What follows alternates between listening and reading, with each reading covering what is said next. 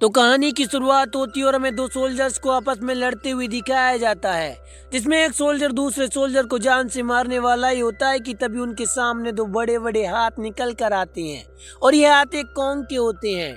फिर धीरे धीरे काफी समय बीत जाता है और हमें जियोलॉजिस्ट की एक टीम दिखाई जाती है और इस टीम में हम बिल और उसके एक साथी को देखते हैं जो अपने बॉस के पास जाते हैं और उसे एक नक्शा दिखाकर कहते हैं कि हमें एक ऐसी जगह के बारे में पता चला है जिसे ईश्वर ने अधूरा छोड़ दिया और ये जगह बर्मुला ट्रायंगल से भी ज्यादा खतरनाक है क्योंकि यहाँ से गुजरने वाला कोई भी जहाज या इंसान कभी वापस नहीं आया।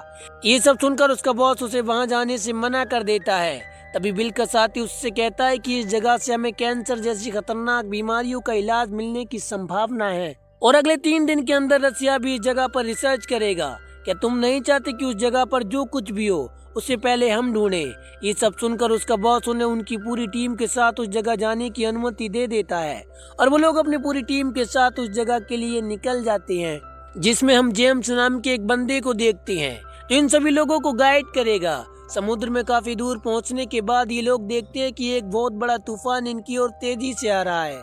ये सब देखकर ये लोग डर जाते हैं, लेकिन बिल उनसे कहता है कि यही सही मौका है अपनी बहादुरी दिखाने का, क्योंकि हम लोग वहां जा रहे हैं जहां आज तक कोई भी इंसान नहीं पहुंचा, तो हमें ऐसे छोटे मोटे खतरों का सामना तो करना ही होगा। ये सुनकर वो सभी लोग हेलीकॉप्टर में बैठकर उस तूफान को पार करते हुए उस आइसलैंड पर पहुंच जाते हैं और ये आइलैंड देखने में काफी सुंदर होता है। यहाँ पहुंचने के बाद ये लोग इस आइसलैंड पर स्मिक बॉम्ब गिराने लगते हैं, जिससे धरती में कंपन होती है और जंगल के सभी जानवर इधर उधर भागने लगते हैं। दरअसल ये धरती में कंपन पैदा कर ये पता लगाने की कोशिश करते हैं कि धरती के नीचे क्या है।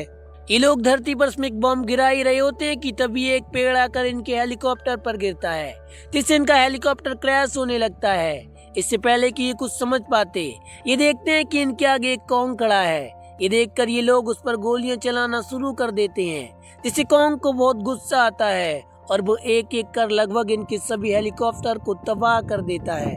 हेलीकॉप्टर के क्रैश होने के बाद ये लोग 2 टीम में बंट जाते हैं, जिसमें एक टीम को गाइड करता है जेम्स और दूसरी टीम को गाइड करता है वेल, जो इन लोगों को यहाँ पर लेकर आया था।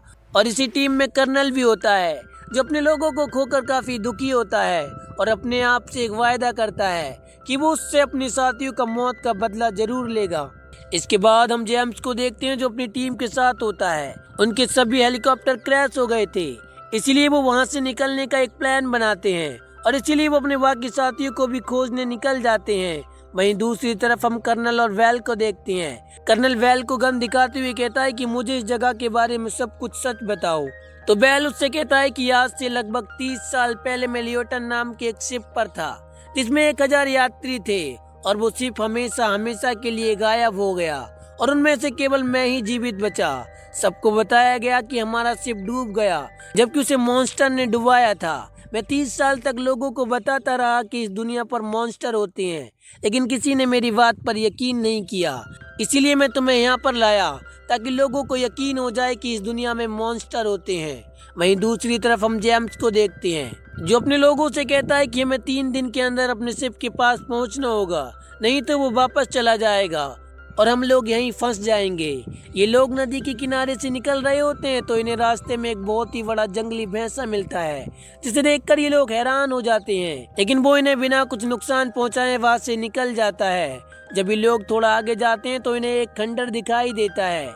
जब ये लोग उसमें जाते हैं तो कुछ आदिवासी लोग उन्हें चारों तरफ से घेर लेते हैं। ये देखकर ये लोग भी उन पर गन तान देते हैं और जैसे ही ये लोग उन पर गन से वार करने वाले ही होते हैं कि तभी वहां पर हैंक आ जाता है। हैंक वही सोल्जर है जिसे हमने कहानी की शुरुआत में देखा था। वो उनसे कहता है कि मैं पिछले 28 सालों से यहाँ किसी इंसान के आने का इंतजार कर रहा था और आज मेरा इंतजार खत्म हुआ। इसके बाद वो उन सभी को आदिवासी लोगों के गांव ले जाता है जहाँ पर एक बहुत बड़ा जहाज पड़ा था। जब ये लोग उसके अंदर जाते हैं तो वहाँ पर उन्हें कॉन्ग के काफी सारे चित्र दिखाई देते हैं। यहाँ पर हैंक सभी को कॉन्ग के बारे में बताता है और कहता है कि जिस बंदर ने तुम्हारे ऊपर हमला किया था उसका नाम कॉन्ग है और वो यहाँ का हीरो है। वो इस जंगल के सभी जानवरों की रक्षा करता है।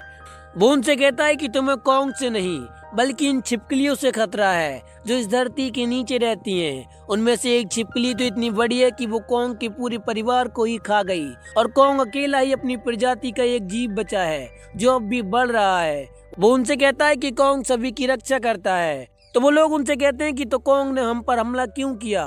तो हैंक उनसे कहता है कि अगर तुम किसी के घर में घुसकर अटैक करोगे तो वो तुम पर हमला तो करेगा ही, और तुम्हारे बॉम्ब गिराने से वो छिपकलियां भी बाहर आ गईं, लेकिन कॉन्ग ने उन्हें मार दिया।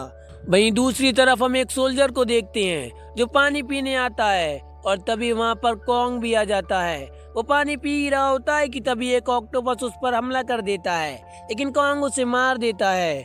वहीं जेम्स हैंक से कहता है कि अगले 3 दिनों के अंदर हमें इस आइलैंड के दूसरे छोर पर पहुंचना है, क्योंकि दूसरी तरफ समंदर में हमारा शिप हमारा इंतजार कर रहा है। तो हैंक उनसे कहता है कि तुम वहां पर 30 दिनों में भी नहीं पहुंच सकते, लेकिन मेरे पास एक बोट है जिसकी मदद से हम 3 दिनों में उस जगह पहुंच जाएंगे।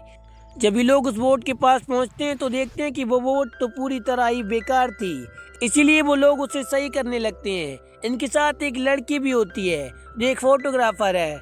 जब वो लड़की लकड़ी से बनी खतरनाक दीवार को पार कर दूसरी ओर जाती है तो वो देखती है कि इनका प्लान एक जंगली भैंसी के ऊपर क्रैश हो गया है, लेकिन वो भैंस अभी भी जिंदा है, इसलिए वो उस प्लान को वहां से हटाने की कोशिश करती है। लेकिन तभी वहां कॉन्ग आ जाता है, जिसे देखकर वो लड़की काफी डर जाती है, लेकिन वो कॉन्ग उसे कुछ नहीं करता और उस भैंसे को बचाकर वहां से चला जाता है। फिर ये लोग अपनी नाव को लेकर आइलैंड के दूसरी ओर निकल जाते हैं। तभी कोई अजीब सी चीज इन पर हमला कर इनके एक साथी को मौत के घाट उतार देती है।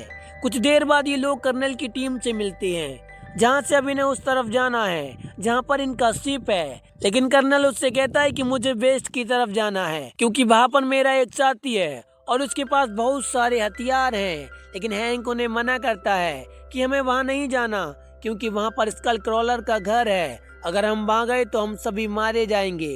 लेकिन कर्नल उसकी एक नहीं सुनता, इसलिए लोग वेस्ट की तरफ जाते हैं और एक ऐसी जगह पहुंच जाते हैं जहां चारों तरफ कंकाल ही कंकाल होते हैं।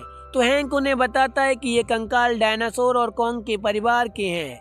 जब ये लोग उस घाटी को पार कर रहे होते हैं तो इनके ऊपर स्कल क्रॉलर हमला कर देता है और एक एक कर इनके काफी सारे साथियों को मौत के घाट उतार देता है, लेकिन आखिरकार ये लोग उसे मार देते हैं। फिर हैंक उनसे कहता है कि स्कल क्रॉलर का इलाका है, इसलिए हमें यहाँ से निकलना चाहिए, पर कर्नल अपने साथी के बिना वहाँ से नहीं जाना चाहता। फिर जेम्स उसे उसका लॉकेट दिखाता है और कहता है कि चैकमैन अब मर चुका है। तो कर्नल उससे कहता है कि तो हम उसके हेलीकॉप्टर के पास जाएंगे क्योंकि वहाँ पर काफी सारे हथियार हैं जिनकी मदद से हम उस कॉन्ग को मार सकते हैं। ये सुनकर हैंक हैरान हो जाता है और कहता है कि तुम कॉन्ग को नहीं मार सकते क्योंकि लोग उसकी पूजा करते हैं, वो यहाँ का भगवान है। अगर कॉन्ग को मार दिया गया तो skull crawler out of control हो जाएंगे, जिससे ये पूरा आइलैंड ही खत्म हो जाएगा। लेकिन कर्नल फिर भी इनकी बात नहीं मानता।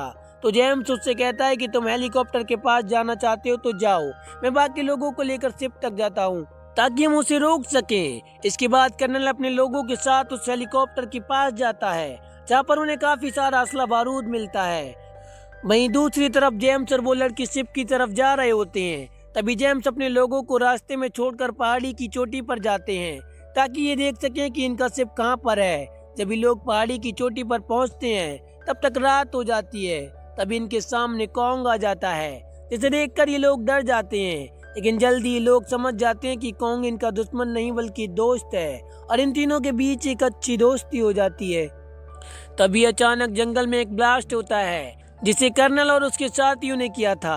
दरअसल वो कॉन्ग को मारने के लिए एक ट्रैप बिछाते हैं और कॉन्ग उसमें फंस जाता है और बुरी तरह जल जाता है, जिससे कॉन्ग बेहोश हो जाता है। इसके बाद कर्नल उसे बॉम्ब से उड़ाने की कोशिश करता है। तभी वहाँ जेम्स और बेल आ जाते हैं और कर्नल को गन पॉइंट पर ले लेते हैं। तो कर्नल अपने साथियों से मारने को कहता है, तो उसके साथी भी उसका विरोध करते हैं क्योंकि वो समझ गए थे कि कॉन्ग उनकी रक्षा कर रहा है। तभी पानी के अंदर से एक जायंट स्कल क्रॉलर निकल कर आता है।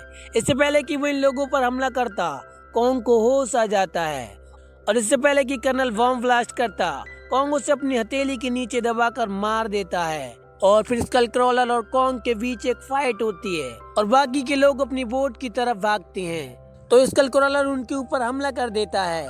तभी कॉन्ग स्कल क्रॉलर पर एक जोरदार वार करता है और इन दोनों के बीच फिर से एक फाइट होती है। तभी हम उस लड़की को देखते हैं जो एक पहाड़ के ऊपर चढ़कर फ्लेयर छोड़ देती है ताकि शिप के लोगों को सिग्नल मिल जाए।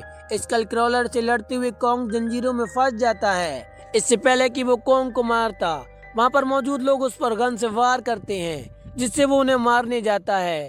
तभी कॉन्ग अपने आप को जंजीरों से आजाद कर लेता है और उस जंजीर के ब्लेड से स्कल क्रॉलर पर वार करता है जिससे वो घायल हो जाता है और इनकी इस लड़ाई में वो लड़की पानी में गिर जाती है। इससे पहले कि उसकी जान जाती, कॉन्ग उसे निकाल लेता है। स्कल क्रॉलर अभी भी जिंदा होता है। वो उसी हाथ को अपने मुंह में डाल लेता है जिस हाथ में वो लड़की होती है, लेकिन कॉन्ग उसकी जबान को ही बाहर निकाल देता है जिससे उसकी मौत हो जाती है। इसके बाद कॉन्ग उस लड़की को किनारे पर रख देता है। तभी उसके पास जेम्स आता है। फिर कॉन्ग वहां से चला जाता है और वो सभी लोग अपने अपने घर वापस आ जाते हैं और इसी के साथ इस कहानी का यही अंत हो जाता है।